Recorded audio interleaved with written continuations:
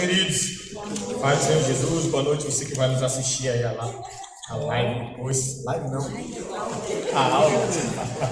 A live rola tanto agora.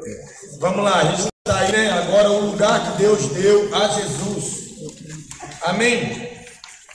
Vira a página que você estava aí. O lugar que Deus deu a Jesus.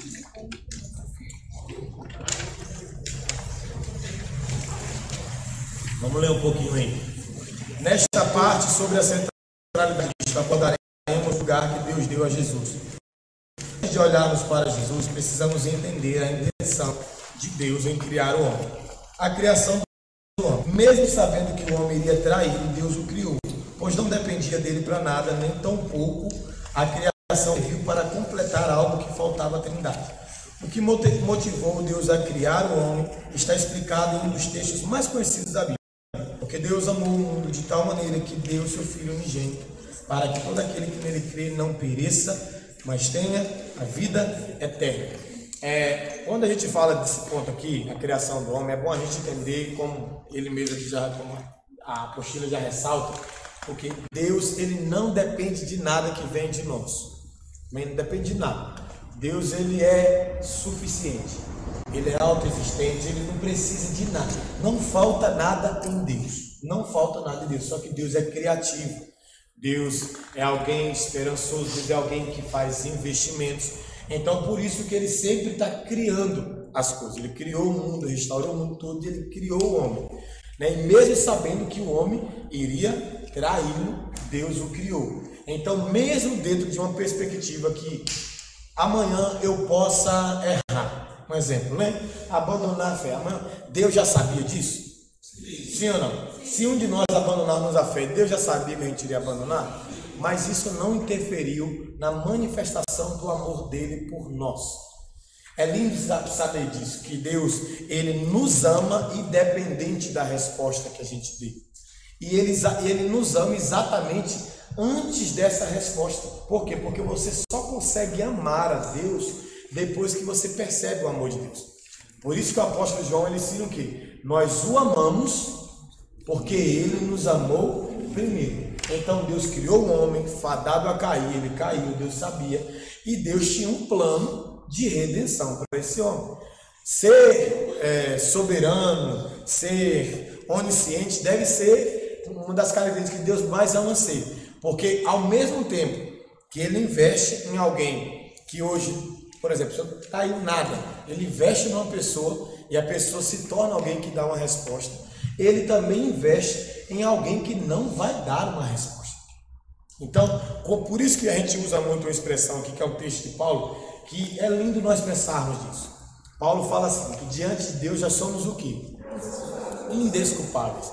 Vale muito a pena você ler o contexto disso. Eu não lembro agora qual capítulo de Romanos que ele fala. Mas vale muito a pena você ler o contexto, por quê? Porque Romanos 11, a Bíblia diz assim, de Paulo está ali fazendo um paralelo entre Israel e nós, e todas as nações fora de Israel. Aí está falando que nós estamos na videira verdadeira e coisa e tal. E aí depois Paulo vai no versículo 22 de Romanos, ele diz assim, sigam, pois, a bondade de Deus e a severidade de Deus. A bondade para aqueles que a severidade para aqueles que caem. Então, Deus não dependia de nada, ele criou o homem sabendo como era cair, ele manifestou amor a todas as pessoas, mas ele continuou sendo quem ele é. Em qual sentido? Se você ficar em mim, bondade. Se você não ficar em mim, severidade.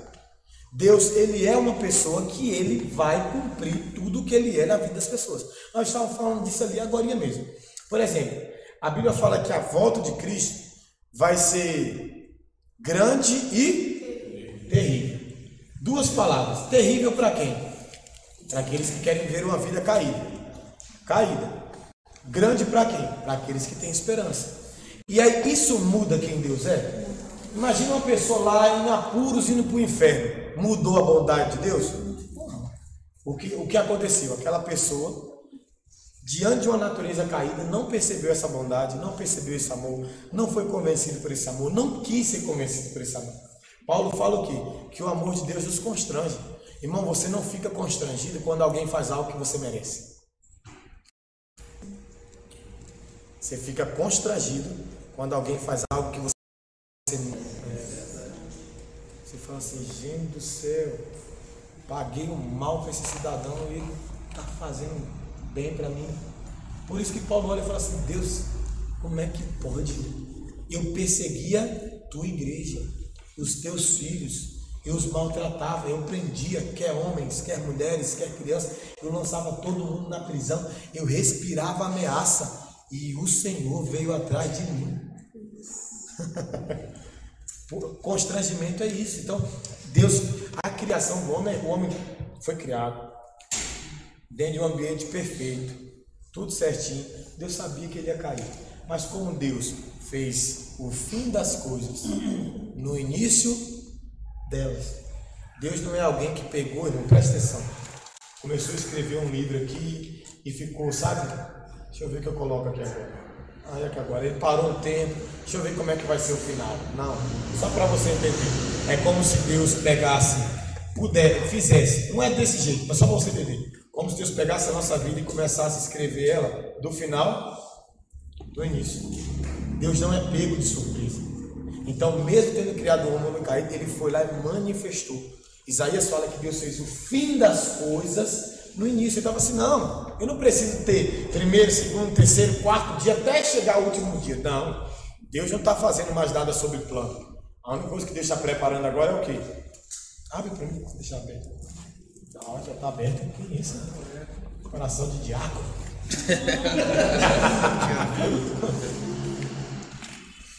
Então a gente precisa entender que Deus nos criou já sabendo tudo que nós iríamos fazer. Isso, aí ele vem e fala do texto que é chamado de texto áureo da Bíblia, né? Ali o cérebro, que é João 3,16, que Deus amou o mundo. E aí quando fala mundo, fala de todo o mundo. O mundo, seres humanos e o mundo, cosmos. Tá? Deus ama a terra. Deus ama a terra? Ama. Deus ama tudo que ele criou. Deus ama a terra, Deus ama os animais, Deus ama o universo, Deus ama os seres humanos. Então a terra, pode ver que a terra vai ser restaurada em sua totalidade. Por quê? Porque a terra não tem vida própria. Quem é que está bagunçando a terra? O homem. Agora todos os homens serão restaurados? Não. Por quê? Porque ao homem foi dado algo que a terra não tem. Poder de decisão. Entendeu? A terra não tem poder de decisão. Se Deus falar para ela, como ele falou lá no início, haja separação das águas, pronto. Monte, mar, rios, pronto, animais, a terra só vai se sujeitando. O homem, não. Deus fala assim, faz isso, não faço. Vai para a China, não vou. Muda de colégio, não mudo. Para de mentir, não paro. Seria bom se Deus tomasse nosso livre-arbítrio, né? Ou, melhor dizendo, poder de decisão. Seria bom demais, né? A gente não errar, mas olha para o teu irmão e fala assim, não vai acontecer. Não vai. Você vai ter que aprender. Fala para ele assim, você vai ter que aprender a deixar o Espírito Santo mandar em você. Amém? Amém? Último parágrafo lá embaixo. Entendendo esse amor doador de Deus, podemos entender melhor o propósito da nossa criação e também o de Deus ao enviar Jesus. E tudo que Deus fez foi a fim de glorificar o Filho.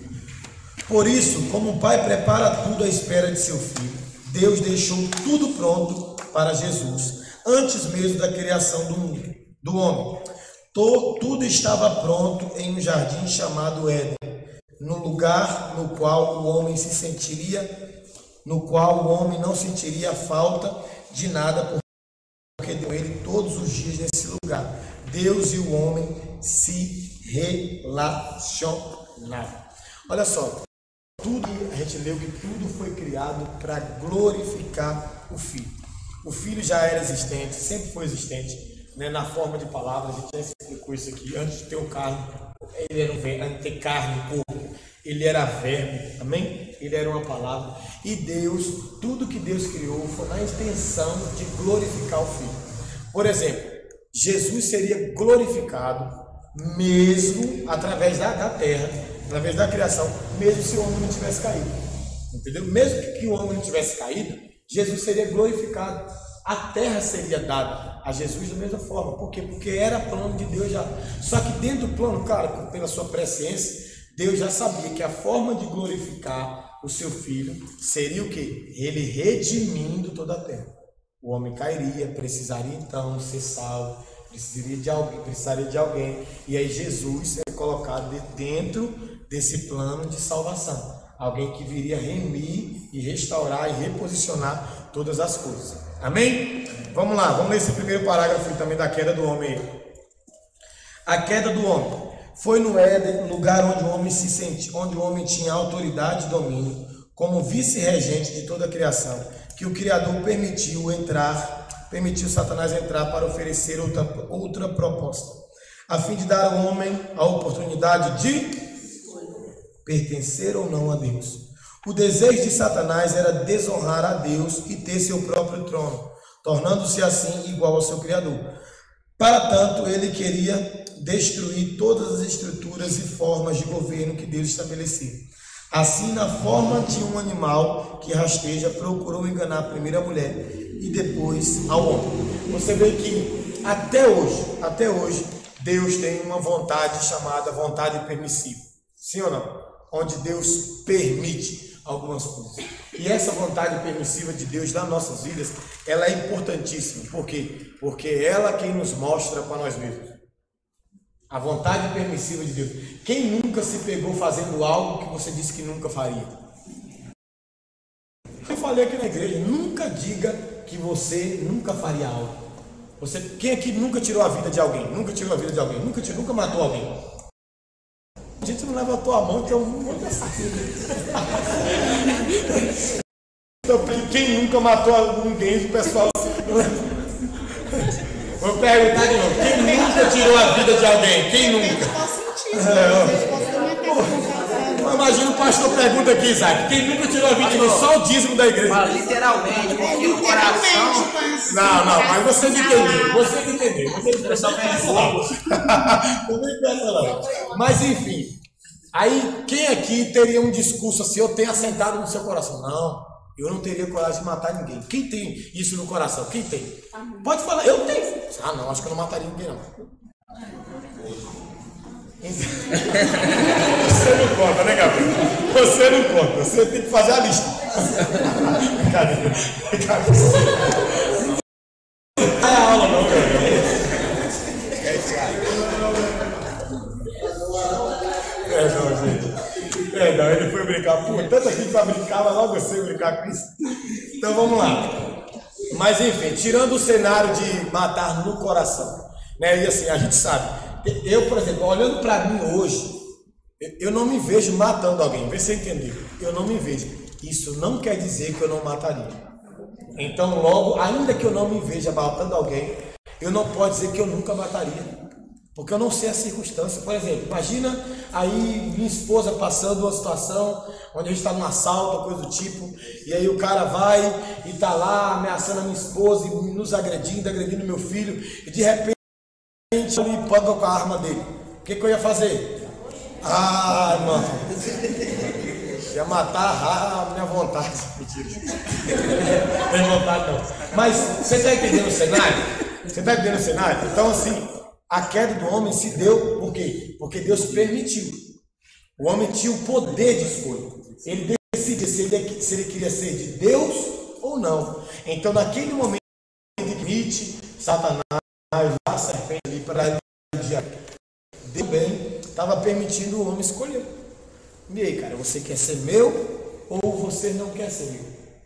Entende? Se você perguntasse a Adão uma semana antes, cara, você abandonaria Deus? Você vai comer o fruto daquela árvore? E o que ele dizer? Não, nunca comeria. Lembra Pedro quando Jesus falou que ele negaria? O que Pedro falou? Está amarrado no teu nome. Nunca que eu te nego. Nunca que eu te nego.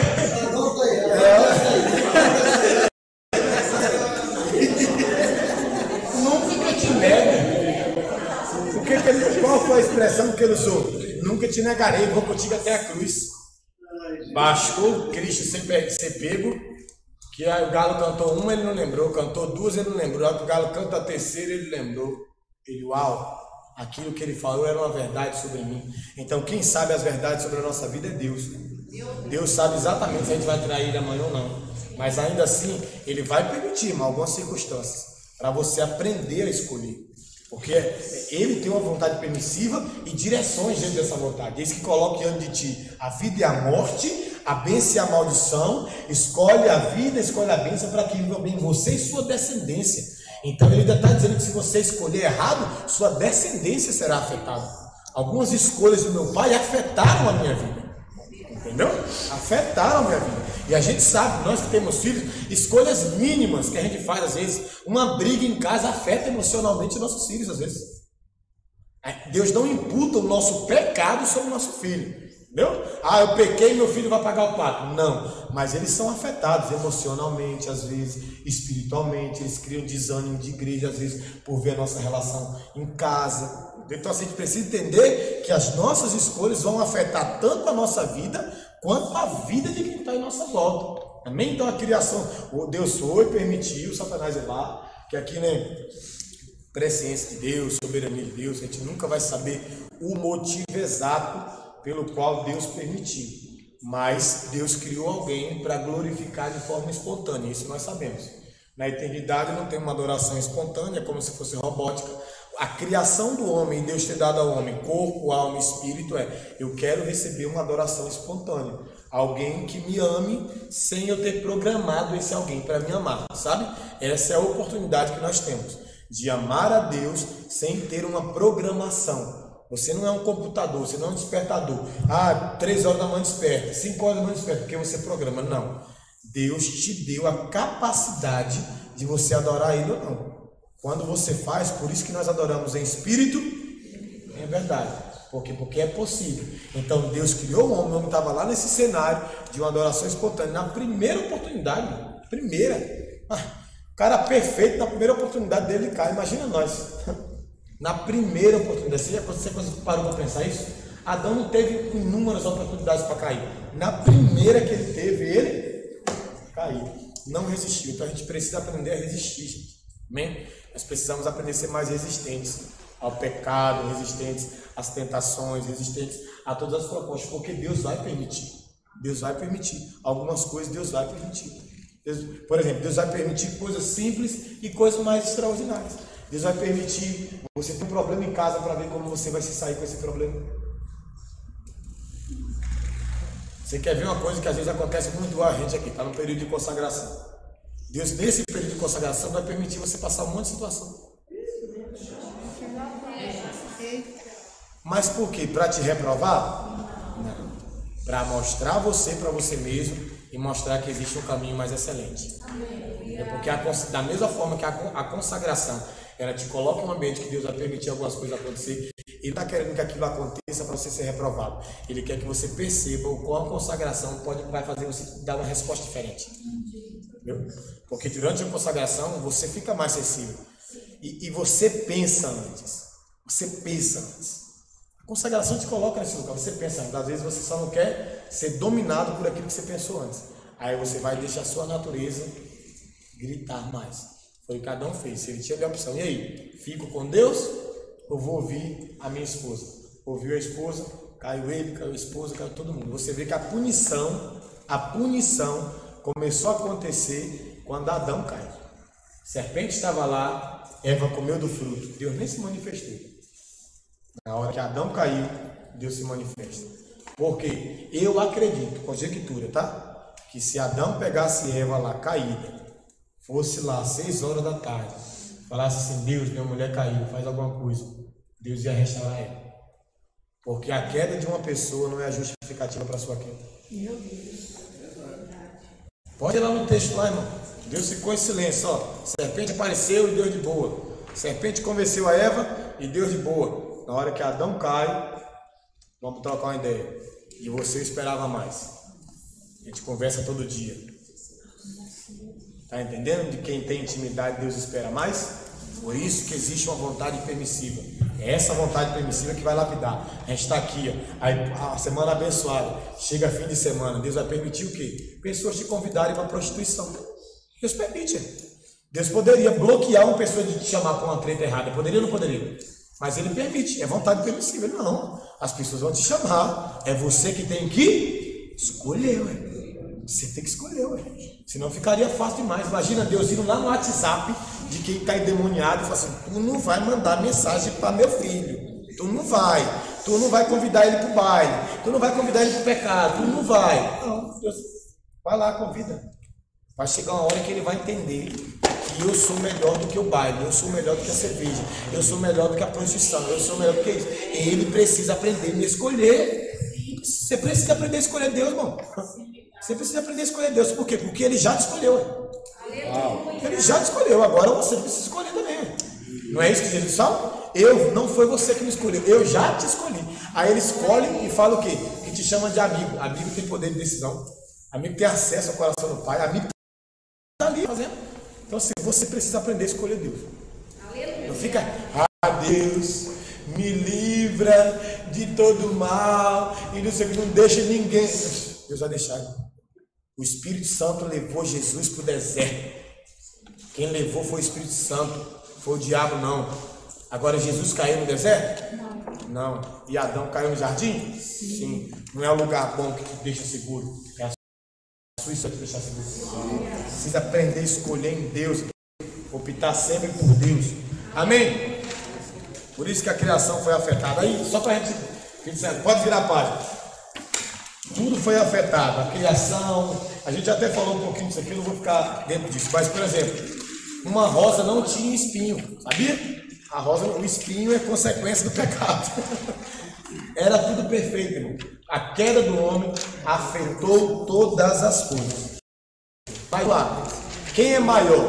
Jesus ou Adão?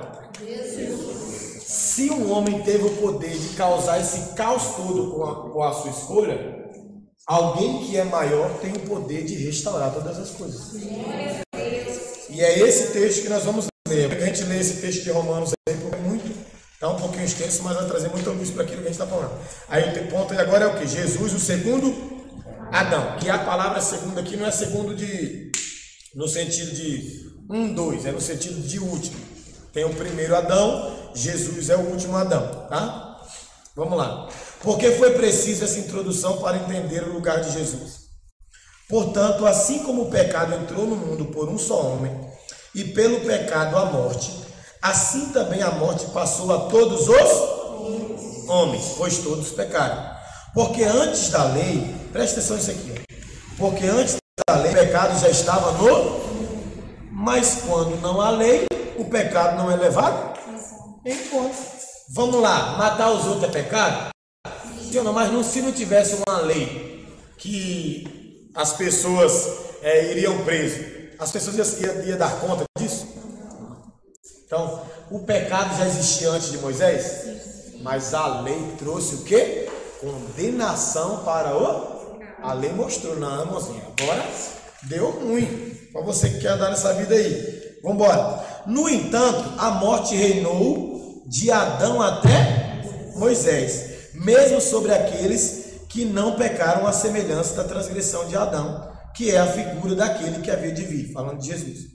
Mas a dádiva gratuita não é como o caso da transgressão, porque se pela transgressão de um muitos morreram, muito mais a graça de Deus e a dádiva pela graça de um só homem, Jesus Cristo, transbordou para muitos. Também a dádiva não é como o caso da transgressão, que veio por meio de um só homem que pecou, pois o juízo veio de uma só transgressão para a condenação. Mas a dádiva gratuita veio de muitas transgressões para a justificação. Porque se a morte reinou pela transgressão de um só, então os que receberam a transbordante suficiência da graça e a dádiva da justiça reinarão muito mais em vida por meio de um só homem, Jesus Cristo, de um só, Jesus Cristo. Portanto, assim como por um só a transgressão veio julgamento sobre todos os homens para a condenação, assim também por um só ato de justiça veio a graça sobre todos os homens para a justificação que produziu. Porque assim pela desobediência de um só homem, muitos foram feitos pecadores, assim também pela obediência de um só homem, muitos serão feitos justos.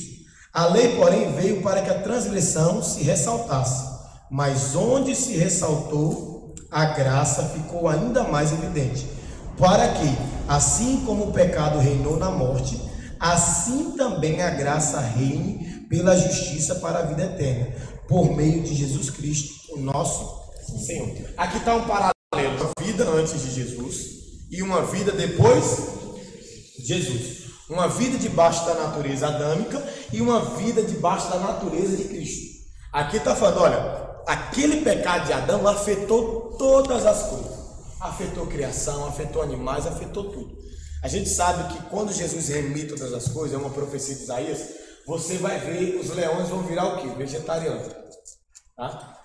É sério isso. Você vai poder passar, quem tem vontade de passar a mão no leão, cria esperança aí, para poder passar a mão no leão. O leão e a ovelhinha vão ficar... Isaías 11 fala isso. Eu não lembro agora o texto, mas é Isaías 11. Então, aí fala. Então, olha só, tudo vai voltar para o devido lugar. A ideia de Deus era o quê? Era criar todas as coisas e não tinha essa natureza cair. Então, a queda do homem afetou todas as coisas. Só que o homem não é maior que Deus. Por isso que a gente precisa nunca ficar dando vazão para a nossa natureza humana. Porque quando você fica justificando demais que você faz as coisas porque você é carne, parece que Cristo não é maior do que sua carne. Ele é. Entendeu? Cristo é maior do que a nossa carne. Fraqueza não é ambiente para pecado. Fraqueza é aperfeiçoamento do poder de Deus. Aleluia. Paulo fala assim, que o poder de Deus se aperfeiçoa na minha fraqueza, que seria o quê? O cara tem lá a vontade de beber. Por exemplo, eu vi o Ulisses falando, o apóstolo Ulisses, o irmão do Luiz Hermínio, ele estava lá em casa, que estava no dia, vi ele falando lá, claro e abertamente, ele falando que na frente da casa dele tem um bar, e tem dia que ele chega, irmão, com a boca dele até espuma de vontade de beber uma cerveja. Ele falando abertamente. Mas pergunta que dia que ele foi lá beber. Nunca. A sua fraqueza não é um ambiente para queda. A sua fraqueza é um ambiente para a manifestação do segundo Adão. Se por um só homem o pecado veio, reinou, a morte reinou durante o tempo, por um só homem que é superior ao primeiro homem, a gente vai ter vida, justiça, um estilo de vida diferente. Então a gente precisa sair do ambiente e não, pastor, eu pequei porque eu sou fraco. Me diga quem não é fraco. Todos nós somos fracos, mas vê se todo mundo está entregue ao pecado. Não, porque quem está entregue a Jesus não está mais debaixo da natureza do pecado. O pecado não governa mais a sua vida, não governa mais a minha vida. Então uma coisa é um acidente, uma outra coisa é uma vida pecaminosa. Alguém que está ali pecando sempre, como se Deus não fosse suficiente. A entrega que você fez eu entrego a minha vida ao Senhor Jesus como o único e suficiente Salvador. Ele não se apresentaria assim se isso fosse uma mentira. Jesus é suficiente. Sim. Ele é suficiente. Então a gente precisa entender o que aqui? Ele está explicando, olha, como que pode por um ser humano vir tanta desgraça e por Deus não vir a restauração disso tudo? Virá, irmãos. Jesus vai reposicionar todas as coisas. Existem coisas que ele já reposicionou. A igreja dele está reposicionada? Sim ou não? Claro que está, ué. Jesus vai casar com a noiva como? Sem mancha, sem ruga, imaculada, linda, maravilhosa. É com essa noiva que ele vai casar. Ele não vai casar com a prostituta, não. Ele vai casar com a noiva bonita. Então ele já reposicionou a igreja. Sim ou não? Sim. Mas a terra já está reposicionada? Mas ele vai reposicionar. Ele vai restaurar todas as coisas. Salmo 2, que é um salmo que daqui a pouco, se der tempo, a gente vai ler também, vai falar o quê? Que todas as nações tramaram contra Deus. O pecado de Adão é um ato de rebelião. E a partir daquele momento, homens começaram a se rebelar contra Deus. E aquilo foi ganhando tanta força. Por exemplo, em Gênesis, que é o primeiro livro da Bíblia, Satanás se apresenta com qual animal? Serpente. Em Apocalipse ele está como? Dragão. Já é um animal mais aterrorizante. A Bíblia fala no sentido da consequência, que Satanás iria se alimentar de quê? Do pó da terra. Sabe o que é pó da terra? Pecado. Da natureza humana. Então quanto mais você peca, mais força você dá para o diabo. Por isso que você precisa lutar contra o pecado. E aí às vezes na sua vida ele veio, você pecou e ele era uma serpente, mas você foi dando tanto pecado para ele, que ele agora é um dragão. O que é mais fácil de vencer? Uma serpente ou um dragão? Então está na hora de botar Satanás no devido lugar dele na sua vida. Como que você põe Satanás no devido lugar dele na sua vida? Trazendo alguém para reinar. a sua vida. Ele está falando de trono, irmão. Tira Satanás do trono do seu coração. Tira Satanás daí, cara. Tira Satanás da sua mente. Tira Satanás que está governando. Se um homem fez um estrago e Deus é maior do que o homem, Deus vai restaurar todas as coisas. O que foi afetado primeiro? O homem ou a terra? O homem. E hoje quem que Deus está reposicionando primeiro? O homem ou a terra? Quem que Deus está reposicionando primeiro? O homem. Quando Deus falou com o homem lá, te coloquei, te pus aí, eu te dei agora o quê? Domínio, autoridade sobre todas as... Quando Jesus vir, ele vai restaurar a terra sozinho? Não, o homem que ele reposicionou, vamos embora. Você junto comigo vai restaurar toda essa terra. Aleluia, aleluia, aleluia. Então você tem que dar força para Cristo. Acordar todo dia e falar assim, ó, a natureza que em mim habita é maior do que a natureza que existia antes. O segundo Adão alcançou você, o perfeito Adão alcançou você. Agora a gente anda em justiça, em vida. Para de dar ocasião à carne, para de ficar colocando sua vida debaixo do pecado novamente. Para, irmão. Deixa Jesus guiar. Hoje, aqui mais cedo da consagração, a gente estava falando aqui sobre temperamentos, né? Todo mundo aqui sabe o que é um temperamento. Eu nem lembro o que eu sou. Um dia eu fiz o teste lá, eu nem lembro. Mas aí a menina estava falando assim, só acredita que eu sou 3? Eu falei, tu podia ser 4, filho. Se Jesus entrar na sua vida, isso não vai ter relevância nenhuma. Em que sentido, irmão? Tu pode ser o cara sanguíneo, colérico, hemorrágico, freumático, pode ser que os 4. Quando o Espírito Santo entra, ele vai dominar esses temperamentos. Tá entendendo? Você só é quem você é até o Espírito Santo entrar. Quando o Espírito Santo entra e você dá lugar para ele, você começa a se tornar quem ele quer que você seja. aleluia. Ah não, pastor, eu sou ignorante, não quer ser minha natureza. Pedro era ignorante. Jesus transformou ele numa moça. Morreu de cabeça para baixo. Você está muito vivo aí, é falta de quem? Do segundo Adão, irmão. Falta do segundo Adão. Falta da natureza de Cristo. Porque ser o primeiro Adão a gente já aprendeu, sim ou não? Sim. Está na hora de aprender a ser o quê? Segundo. Não é isso que Paulo fala aos primeiros Coríntios quando ele fala de ressurreição? Ele fala assim, que não é primeiro o homem celeste, mas sim primeiro o terrestre. Nós nascemos debaixo do homem terrestre. Aí Paulo também fala o quê? Mas se a gente já carregou a imagem do primeiro Adão, está na hora de carregar a imagem do segundo. Se eu já carreguei a imagem da terra, está na hora de carregar a imagem do céu. É isso que ele está falando. Então olha para o teu irmão e fala assim, quero você mais celestial. Olha para o teu irmão e fala assim, pode deixar, vou ficar. Pula aí.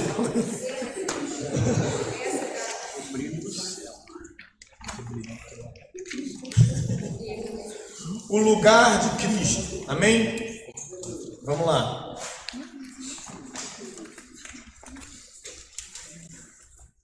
Vamos ler esse texto aí. Aqui vai falar daquilo que eu comecei a falar. É um salmo. Porque as nações se enfurecem e os povos tramam em vão. Os reis da terra levantaram e os príncipes cuspiram, unidos contra o Senhor.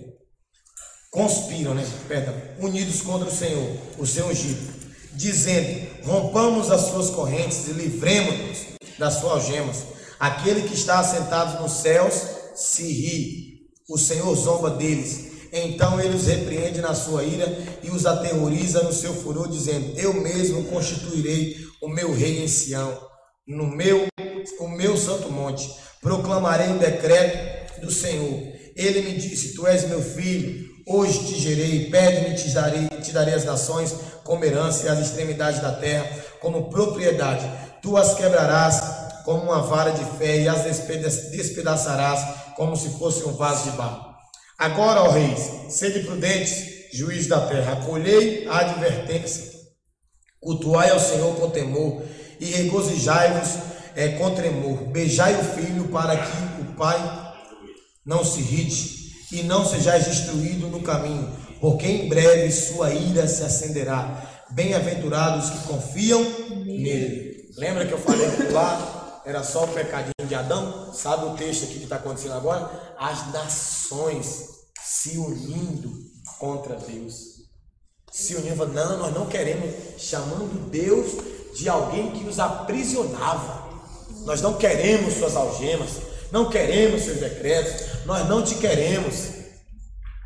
Aí Deus olha e fala assim, tadinho de vocês, até parece que vocês conseguem me afetar. Até parece que vocês conseguem, né? Ai, tô tremendo de medo de vocês por estar se rebelando. Aí a Bíblia fala que Deus dá uma risadinha deles e começa a falar de quem? Do Filho. Fala assim, não, querido. Dentro de cada nação existe um povo que vai me amar. Sim. Dentro de cada nação existe um povo que vai beijar o meu filho, que vai me obedecer. E feliz é o povo que confia nele. Olha para as nações que odeiam. Às vezes a gente fica preocupado, nossa, aquela nação odeia Deus. E Deus fala assim, Deus está rindo desse povo, gente. Deus está rindo, você precisa entender quem Deus é. Você precisa entender o lugar de Cristo nesse lugar. Pede-me, filho, e te darei as ações por... O que Apocalipse fala? Que Jesus, com seu sacrifício, com aquilo que ele fez, conquistou para Deus o quê? Línguas, nações, povos. Já está conquistado, gente. Já está conquistado. Não adianta uma nação toda se rebelando contra Deus. Deus está rindo dela, dizendo assim, dentro de ti tem um povo que me ama, e esse povo não vai ser impedido de me amar. Meu filho já comprou esse povo, e vocês que não querem, a minha ira vai se acender sobre eles. A ira de Deus vai se acender contra esses povos que não querem Deus, contra essas ações, contra os povos dentro dessas nações que não querem Deus, irmão. Vai se acender. Então a gente precisa entender o lugar que Jesus... Como você ficar com medo, irmão? Sabe, nós não podemos ser uma igreja medrosa, tá? O homem pode fazer seus planos aí, ter suas organizações, ter tudo, como dizem nos parágrafos abaixo. O homem pode tramar tudo que quiser. Nada disso afeta o plano perfeito de Deus.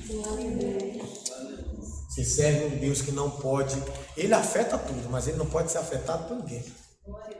Eu lembro que tinha uma época que a palavra da igreja é vem Deus, nos afeta. Lembra, Carlos? Que a gente só falava disso, Deus está me afetando, Deus tem que me afetar. E ore sempre para ele afetar vocês, para ele tocar em vocês. Agora, acredite, nada que a gente faça vai afetar quem ele é, vai mudar quem ele é. Eu fico tentando imaginar a mente de Satanás assim, você trama, e uma trama que não tem resultado, não vai para lugar nenhum.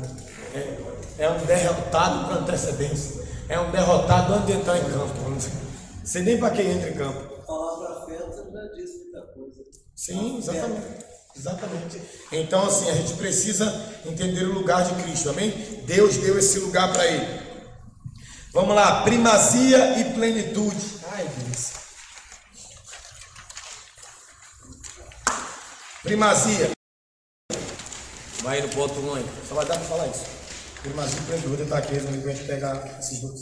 Refere-se ao lugar, primazia, refere-se ao lugar que Deus colocou Jesus. Na aula anterior vimos que João reconheceu isso ao dizer que Jesus tinha primazia, porque ele já existia, antes dele. Deus o colocou Jesus no primeiro e mais importante lugar. Lembra Filipenses capítulo 2, verso 5? Tende vós o mesmo sentimento que houve em Cristo Jesus, que sendo em forma de Deus, não usurpou ser igual a Deus, antes esvaziou, tomando forma de servo. Na forma de servo se encontrou como homem obediente até a morte de cruz.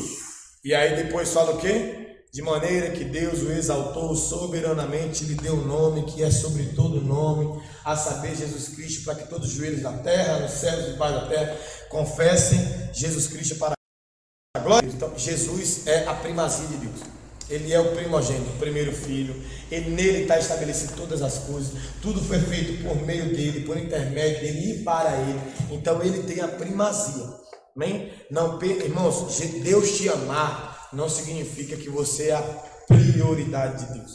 A prioridade de Deus é Jesus. Amém? Amém, gente? Amém. Não tem gente que fala, não, você é a prioridade de Deus. Você não é a prioridade de Deus.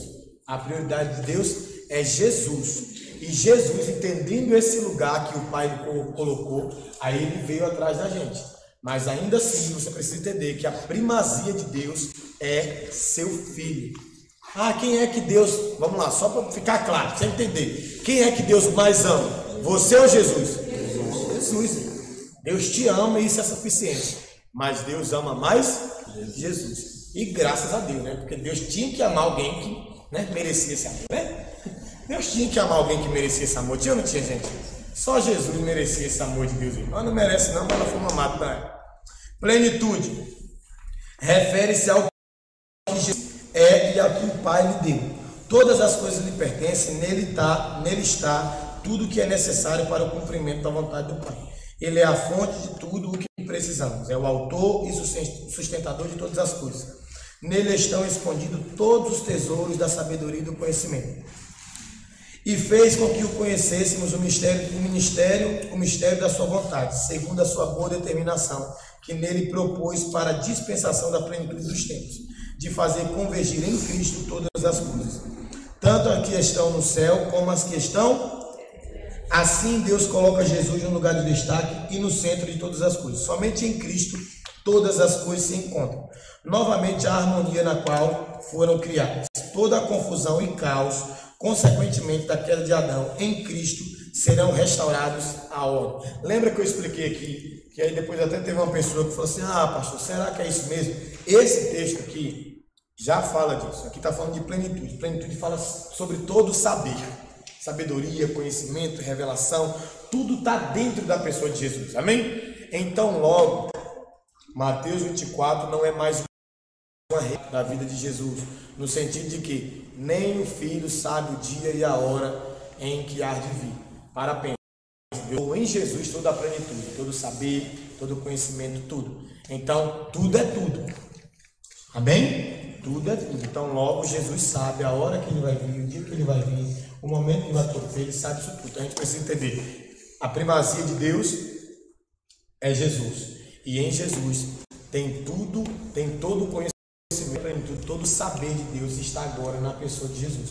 Por isso que ele mesmo, né, para a gente finalizar, no Antigo Testamento você não vê a Bíblia falar que o Espírito Santo é o Espírito do Filho do Homem. Você vê no Antigo Testamento muito o Espírito Santo ser chamado de Espírito de Deus, da pessoa de Deus. Mas quando Jesus, em João 14, 15, 16, ele fala assim: eu não vos deixarei órfão, eu voltarei para me amarei o meu Espírito. Ele já está falando, tudo que está em mim, eu vou contar a vocês através da pessoa do Espírito Santo. Amém? É isso aí, boa aula, fica de pé, quem vai orar para o final? Vou terminar sem orar, não é? A Fernanda? Amém. Vem cá, Nandinha. Vamos fazer a oração pelo seu aniversário e você já ora por nós.